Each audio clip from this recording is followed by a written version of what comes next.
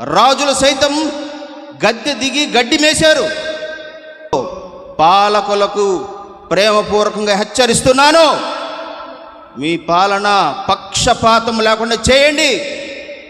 ఆంజనేయ స్వామి temple, అది temple current cut చేయలేదు. Church current meter cut చేయమని చెప్పి ఎమ్మెల్యే గారు చెబితే ఏఈ వెంటనే ఎటువంటి నోటీసులు అనేటటువంటివి ఇష్యూ చేయకుండా ఆర్సీఎం చర్చి యొక్క కరెంటు మీటర్ని కట్ చేసి తీసుకుపోయారు. 100 సంవత్సరాల నుండి ఉన్నటువంటి చర్చి అండి అది. ఆ చర్చి వివక్ష అంటే చూపిస్తాను రండి. ఈ టెంపుల్ ఆంజనేయ స్వామి టెంపుల్, మేము ఈ టెంపుల్ తీసేయాలని కోరుకోవట్లా. కానీ ఒక విషయం ఏంటంటే, ఈ టెంపుల్ లోపల కరెంటు మీటర్ ఉంది, చర్చిలో మీటర్ తీశారు.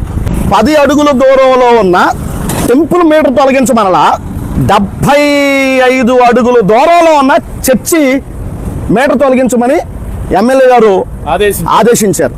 ఇది ఈ నియోజకవర్గంలో జరుగుతున్నటువంటి మత వివక్ష. ఒకసారి ప్రభుత్వం కూడా ఈ విషయం మీద దృష్టి పెట్టాలి.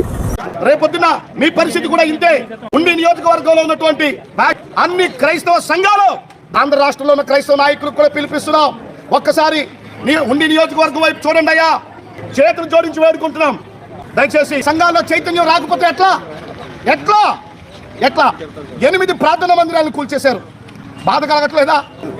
దళిత నాయకులు, దళిత సంఘాలు, క్రిస్టియన్స్ అందరూ కూడా ఆలోచన చేయండి ఒకసారి. ఈ ఎక్కడో జరుగుతుంది, రేపు మీ ఊర్లో జరగవచ్చు, ఎల్లుండి ఇంకో ఊర్లో జరగవచ్చు. ఎక్కడో జరిగినటువంటి కాదు, మన మనోభావం తిప్పేలాక చర్చలు కూల్చేస్తున్నారు. ఈ రోజు ఈ చర్చ సమస్య కాదు. మనం ఎలాగే ఊరుకుంటే రేపు పొద్దున మనకు మనుగడ ఉండదు, మన రోడ్ల మీద తిరగనివ్వరు, మనకు రక్షణ ఉండదు, సేవకులకి కూడా రక్షణ ఉండదు.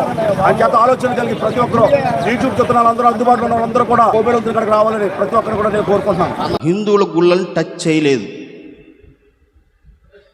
మందిరాలను కూల్చేశారు, ఇళ్ళని ధ్వంసం చేశారు. హిందువుల గుళ్ళను మట్టుకి టచ్ చేయలేదు. పక్షపాతం కాదా ఇది?